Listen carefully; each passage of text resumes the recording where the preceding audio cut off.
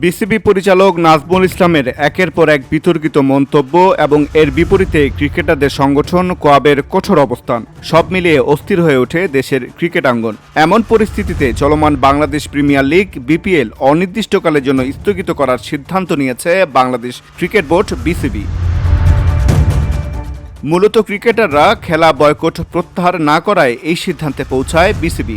আজ রাতেই ফ্র্যাঞ্চাইজিগুলোকে আনুষ্ঠানিকভাবে এই সিদ্ধান্ত জানিয়ে দেওয়া হবে বলে বোর্ড সূত্রে জানা গেছে। এর আগে বিসিবি জানায় নাজমুল ইসলামকে অর্থ কমিটির চেয়ারম্যান পদ থেকে সরানোর পর ক্রিকেটারদের আজকের মধ্যেই মাঠে ফেরার কথা, অন্যথায় বিপিএল স্থগিত করা হবে।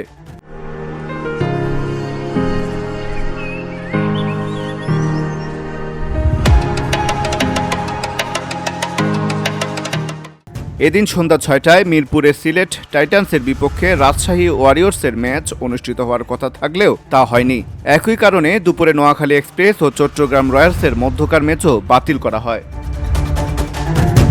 এদিকে দুপুরে সংবাদ সম্মেলনে নিজেদের অবস্থানে অনড় থাকার ঘোষণা দেয় ক্রিকেটারদের সংগঠন কোয়াব। সংগঠনটির সভাপতি মোহাম্মদ মিঠুন জানান, বিসিবি পরিচালক নাজমুল ইসলাম পদত্যাগ না করলে বা ৪৮ ঘন্টার মধ্যে পদত্যাগ করবেন এমন লিখিত প্রতিশ্রুতি না দিলে ক্রিকেটাররা মাঠে ফিরবেন না। VOD Bangla news desk.